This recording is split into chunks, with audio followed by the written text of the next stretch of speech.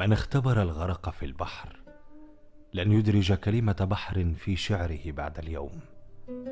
من ترك وحيدا ليلا في ملعبه الشاسع لن يرى في منظر الغروب البحري إلا نذر ولادة شياطينه الشفافة المرعبة.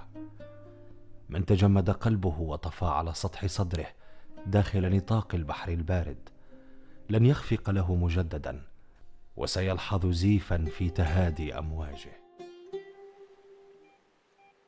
إنه البحر، ذات البحر، لكن بوجهه الثاني. إني أتنفس تحت الماء،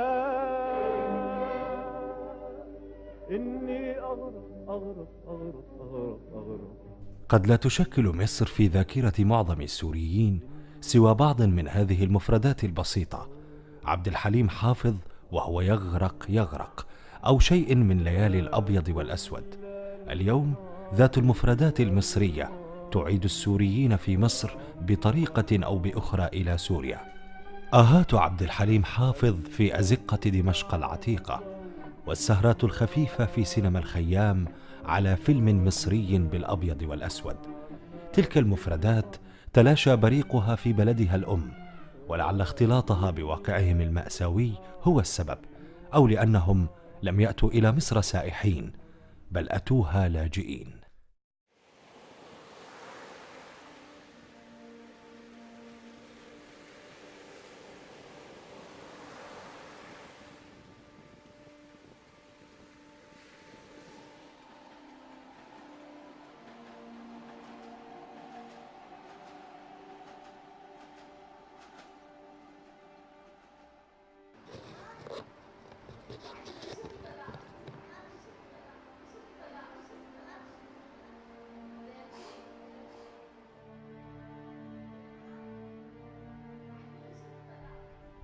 أخذونا على مكان بيت مهجور، بعدين قعدنا فيه 3 أيام. بعدين أخذونا على قوارب هيك مثل زحليطة قوارب. كنا إحنا من الميناء بدنا نطلع باليخت، فاجأنا بقارب صغير وبشع. بعدين طلعونا بالسكاكين على القوارب. ليه؟ لأن ما بدنا نطلع. ليش؟ من الميناء إحنا بدنا نطلع باليخت كنا. بعدين طلعونا غصبين عننا ومشيوا فينا 2 ساعة على القارب الأكبر. بعدين هيك ما مشينا 10 دقايق وغرق فينا. بعثت الأهل يعني زوجتين لإلي وكل الأولاد، وأنا قلت بعدين بيع المحل وبلحقهم. فهذا السبب إنه أنا ما سافرت معهم، وتلقائيا إن نخفف المبلغ لأنه المبلغ كبير، يعني الشخص 3000 دولار. فخليت بنتي اللي زوجها سافر بشكل طبيعي زوجها رح يسحبها، وخليت زوجتي ياسين معي بحيث انه انا وياها وبنتي نلحقهم بالطياره. بعد ما فاتوا الميناء من هون من الماكس سحبوا عليهم سلاح ابيض، اخذوا منهم الجوازات طبعا، وسحبوا عليهم سلاح ابيض وارغموهم للدخول بالزوارق الصغيره. احنا على اساس ميناء، يعني فتنا من طريق الميناء. طبعا نحن ما فوتونا لانه مو مسافرين، ممنوع الدخول معهم. طبعا اخذوهم بزوارق صغيره على مركب ثاني بعد شيء مسافه 3/4 ساعه بالبحر، نقلونا على مركب كبير، وهذا المركب الكبير على اساس ينقلونا على البابور الاكبر. ما خلال 5 دقائق كان غرقان المركب، كان فيه 170 شخص. كنا معظمنا بحاله اعياء شديد من الروايح اللي عم تطلع. سمعنا صوت اللي عم بقود المركب عم بتصل بهاتف حدا بقول له المركب عم تغرق، المركب عم تغرق، خلي البابور يقدم. احنا ما كنا فعليا قادرين حتى صحيا انه نتساءل. فحاولت اطلع الموبايل بشكل سريع واتواصل مع الزلمه اللي اتفقنا معه انه انت وين؟ شو اللي عم بيصير فينا؟ خطيتنا برقبتك. انا بالضبط حكيت هاي الكلمات، بتفاجأ انه المركب فورا بنقسم بالنص والناس كلها اللي فيها بتغرق. عباره عن 170 شخص كانوا بالمركب. قربوا القارب على المركب هي ليطلعوا العالم عليه. ما قدرنا نطلع من كتر ما كنا دايخين، فأنا حملوني 2 ليطالعوني ساعدوني، فقعدت على الحفة تبع المركب.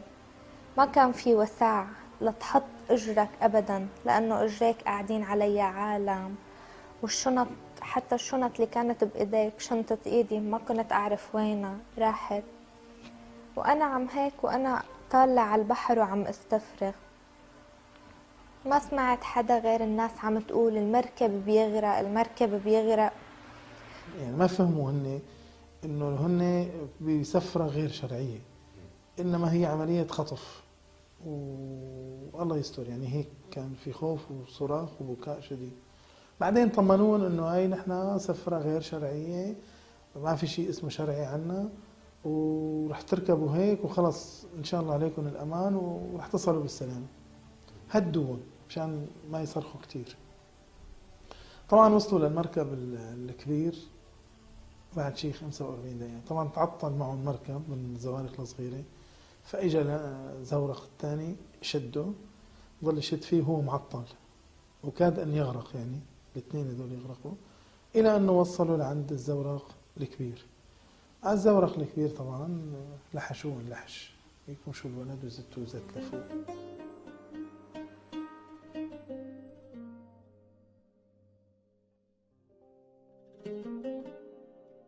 لم يعد خافيا على أحد وليس بسر أن مصر 25 يناير هي غيرها بعد 30 يوليو، ليس فقط بالنسبة لأهلها المصريين، بل أيضا بالنسبة للاجئين السوريين، إذ انقلب وضعهم رأسا على عقب ليصبحوا زادا تطحنه دفتي الرحى السياسية، ودخلوا مرة أخرى في قوالب التنميط الجاهزة، وكأن السوريين تنقصهم ألقاب جديدة، فمن مندسين وإرهابيين في بلادهم إلى إخوان ومرساويين في بلد اللجوء مصر.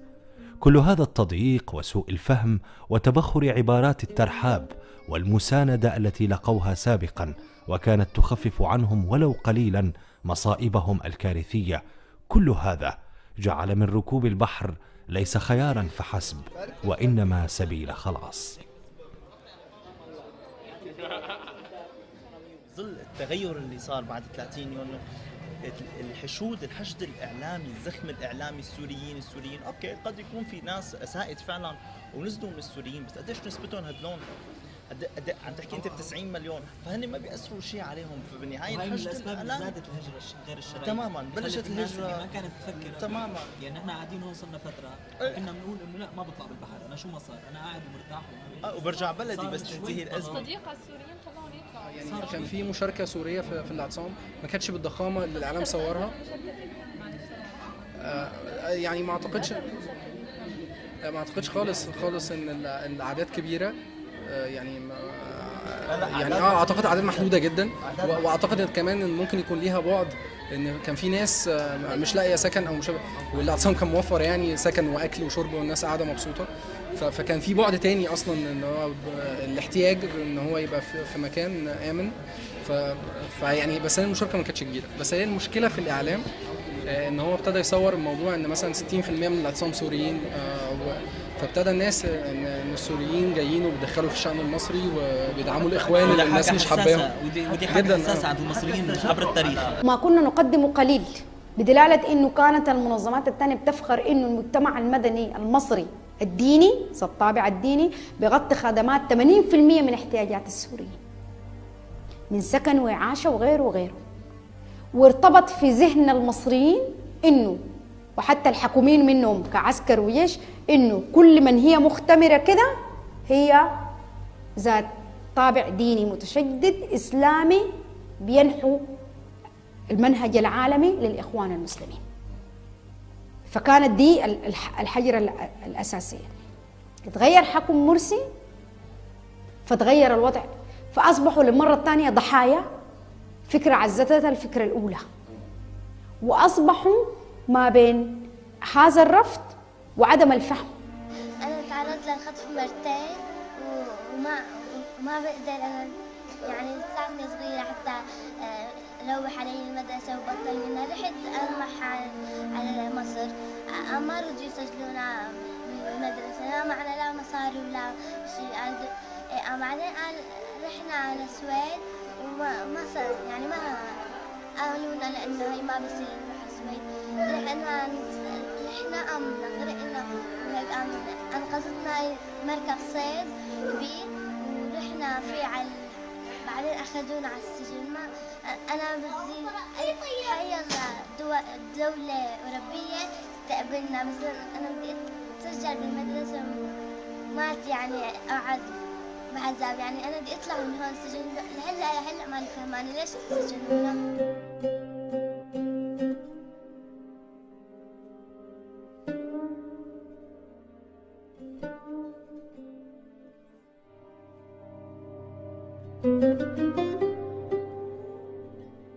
كان الجزء السفلي لأي شخص منا كان بالبحر وغرقان ميت، ما كان في يعني أبدا إحساس بهذا الشيء، إنه خلص فقدنا الأمل إنه نحن نعيش. كنا إنه يعني كان في شوية أمل أول ما غرقنا إنه في حدا يجي يساعدنا. تمرق طيارات بالسما نفكرها إنه هي، نشاور لها ونصفر لها بس تطلع مو هي.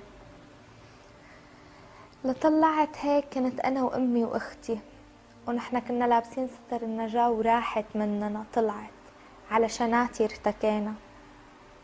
وأمي كانت بحالة إنه الحمد يعني ما بتتخيلها إنه حتموت، وأختي نفس الشي وأنا نفس الشي، بس نحن كلياتنا قوينا مشان ماما، إنه كان لازم هذا الشي يصير. 6 ساعات ونحن بالبحر، نحن نسبح لقدام والموج يرجعنا لورا، ما حدا بيعرف وين التاني غير أنا وأمي وأختي المجموعين.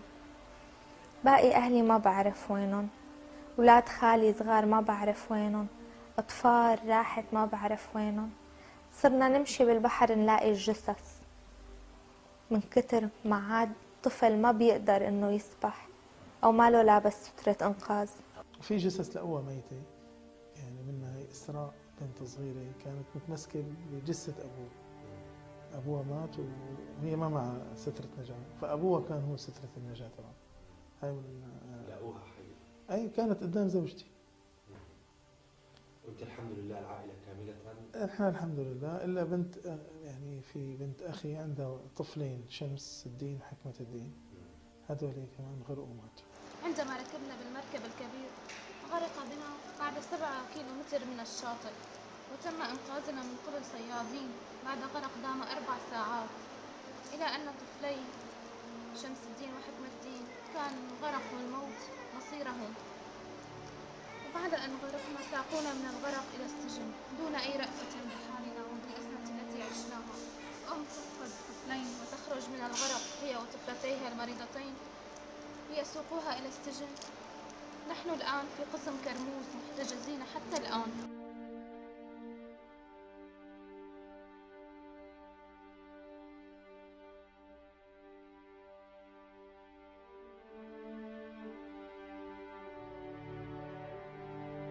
معاملة كانت كتير بشعة. أول ما وصلوا الشباب على جنب، البنات على جنب، الأطفال على جنب، وكنا بحالة شبه مشلولين عن الحركة، عن الكلام، عن النقاش.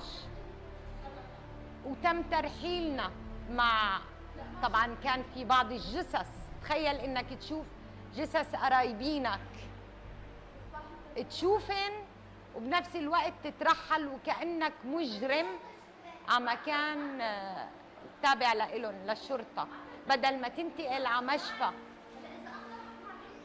كان التعامل كتير بشع، كانت الصورة اللي أخذناها كتير بشعة، كانت الظرف النفسي اللي انحطينا فيه ما كنا نتخيل ولو للحظة إنه نعيش فيه. يعني سوريا رغم القذائف، رغم الدمار، ورغم المعاناة اللي كان يعانيها خلينا نقول الشعب، لا، هي أفضل بكتير من اللحظات اللي إحنا عشناها، إن كان داخل البحر وإن كان بعد خروجنا من البحر. كان الوضع فيه مأساة، ناموا على يعني طلعوا من الموت، على البرد، على السجن، على البلاط، قاسية كتير. يعني إنه أقل تعديل راعي ظرف إنساني، إنه هدول لك ميتين كانوا، أنت طلعتهم قالوا لهم لك أنتوا عم تموتونا برد. يعني واحد طالع بردان زدته ينام على البلاط يومين. وصل على بلادي ويا أذان الفجر يا محلاها بلادي مشتاق. لم تتوقف معاناة هؤلاء الناجين عند حد الموت غرقا. هذه العائلات المكلومة بفقد أحبائها تهددها خطر الترحيل إلى بلد النزاع، ومنذ تاريخ هذه المقابلات من داخل السجن وبعدها بشهرين كأقل تقدير، كثر هم من بقوا في السجن، والبعض الآخر رحل إلى تركيا ولبنان، وبعضهم إلى سوريا.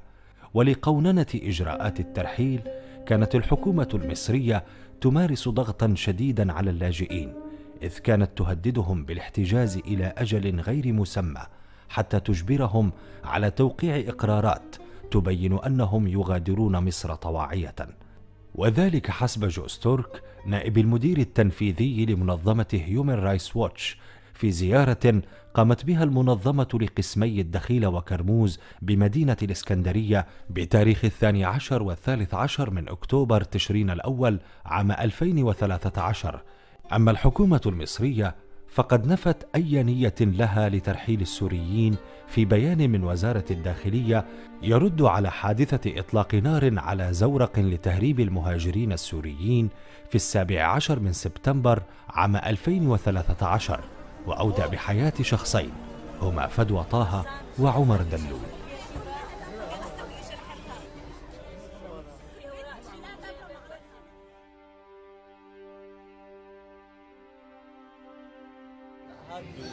وجود حكومات، وجود هيكليه مؤسسات قائمه، هلا الوضع هون فوضى، فلذلك ما فيك تقول انه مصر هي موقع على القانون وهي ملزمه فيه. شفنا الاشخاص اللي اجوا من سوريا رجعوهم على نفس الطياره. هي من قبل يعني عم بقول لك هو من قبل موقع اوكي، بس بظل هالفوضى الموجوده بالوقت الحالي ما فينا نقول انه في نظام، في فوضى موجوده، فطبيعي انه لا شو طوارئ ملوش دعوه بده خالص.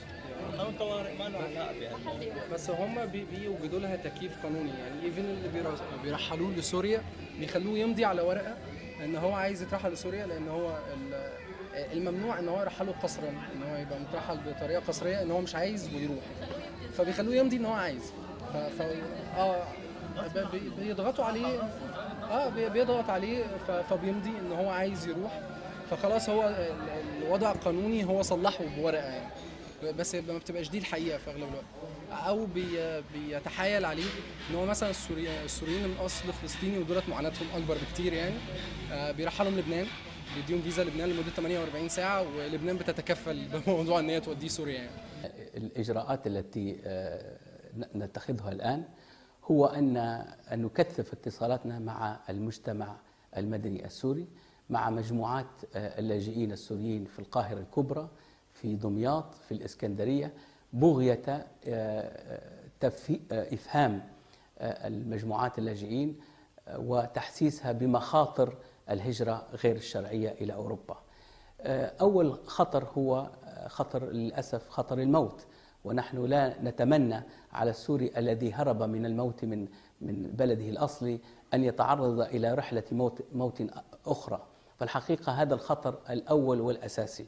ولكن هناك خطرا آخر هو تعرضه بعد ذلك إلى الاحتجاز بحكم اختراقه وعدم انطباقه إلى قوانين ولوائح البلد المتواجد فيه من ناحية، ووجود أيضا ظواهر سلبية لدى بعض دوائر الرأي العام في مصر نتيجة لهذه الهجرة غير الشرعية، هي قد تلقي بظلال سلبية على نظرة مصر كحكومة وكشعب للسوريين. فنحن نعتقد بأنه ينبغي علينا جميعا أن نتكاثف من أجل القضاء على هذه الظاهرة، نظرا لأنها في الأول مثل ما نقول هي ظاهرة هجرة غير شرعية.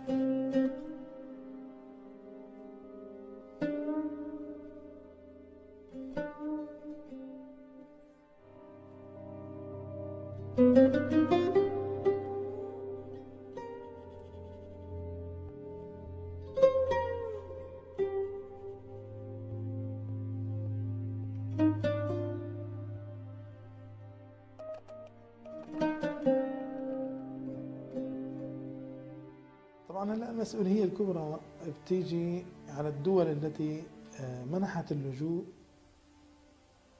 انت الآن يعني صحيح مشقف لا تاكل، وصحيح لا تقسم، وكل لا تشبع. يعني التعجيز.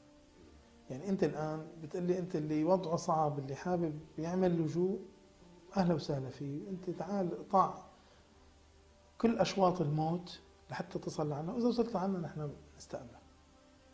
طب انت الان اذنت بهجره لبلادك، كائنا من كان اللي بدهم يستقبلوا السوريين. طب اما ان تستقبلهم بطريقه جيده او لا تستقبلهم من الاصل. يعني انا هلا مثلا هون ليش استقبلتني اذا ما بدك تعطيني اقامه؟ الكل بيعرف سوريا شو فيها، وسوريا شو صاير فيها، والداخل إلها طبعا مفقود، واللي خرج منا أكيد يعني إنه انولد، بس حيرجعونا للموت مرة تانية ومرة ثالثة ومرة عاشرة، لأنه نحن كتير تعدد الموت باللحظات اللي عشناها بمصر. خلينا نقول الشعب الفلسطيني كانت له تغريبات متعددة. تغريبته من فلسطين للشام، من الشام لمصر، من الشام للأسف للبحر، بالنهاية انكب البحر. ليك قبل ما يفرضوا قانون الطوارئ، وقت ما انفرضت الثوره بلشت هي حاله سياسيه معينه، عرفت؟ هلا نحن قال لك كلمه كثير حلوه، انه لو نحن كنا مثلا تواجدنا بالساحات مع الفريق السيسي كنا هلا على الاكتاف، وكان نفسهم الناس اللي عم تهاجر باعداد اكبر، ما حدا عم يقرب عليها. فالقضيه هي مو قضيه هجره وناس شرعيين وناس غير شرعيين، كان في تواجد سوري، بس هو الاعلام توجه نحو هذا مرسي وجماعه. الخلل في المنظمات المجتمع المدني الموجوده، نحن ما قاعد نوعي المجتمع المصري ولا الحكومه من هو اللاجئ يا جماعه. يعني افرض انه انا فعلا اخوان وطلبت اللجوء والحمايه في بيتك، انت كيف حتعاملني؟ هتستخدم كل سبلك لاستغلالي يعني، ولا التنكيل بي؟ يعني ما هو في عشان كده كان في اطار اسمه حقوق الانسان يا محمود، في اطار دولي بيحكم ينظم العلاقات، قانون ينظم العلاقه ما بينه وبينك. مش عشان انا عندي مشكله مفروض اكون انا تحت ضغط هذه المشكله وادفع ثمنها لانه انا طالبه الحمايه كمان.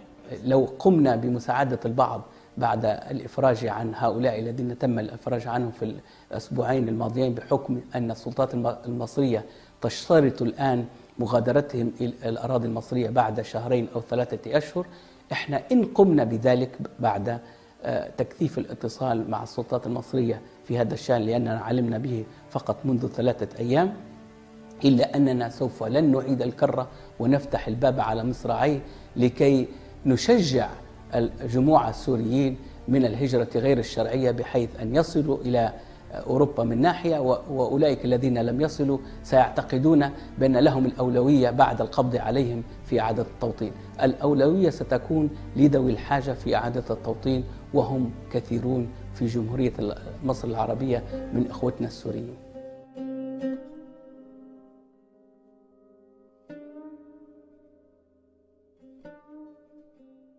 رحلت السلطات المصرية قرابة 1200 لاجئ من أصل 1500 ممن كانوا يحاولون الهجرة إلى أوروبا عبر البحر، ومؤخرا قامت بإطلاق سراح 170 من أصل 206 مجملهم من النساء والأطفال، واشترطت عليهم مغادرة الأراضي المصرية بعد 3 أشهر من تاريخ الإفراج. لقد التقينا بعضا ممن تم ترحيلهم قبل ترحيلهم، والتقينا أيضا بمن أفرج عنهم. كانوا يقولون: لم يعد يهمنا ما ينتظرنا من مصير، فما حدث وسيحدث لنا هو رسالة إلى العالم أجمع أن الإنسانية تنهار، وأن العالم كله اليوم يبدو أشبه بخراب مطل على البحر، ولا بد أن يأتي أحد مهتم بتغيير هذه الصورة، وإن لم يأتي فسوف نستقبل مصيرنا بابتسامة. إيه يا بلاد يا غريبة، عدوة ولا حبيبة، في الليل تصحى عيونك ونجومك مش قريبة، بلاد معرفش ناسها ولا عرفاني ببنها، بلاد معرفش ناسها ولا عرفاني ببنها، ومليش شبر في أساسها ولا طوبة في حيطانها، وخطوية غريبة. إيه يا بلاد يا غريبة.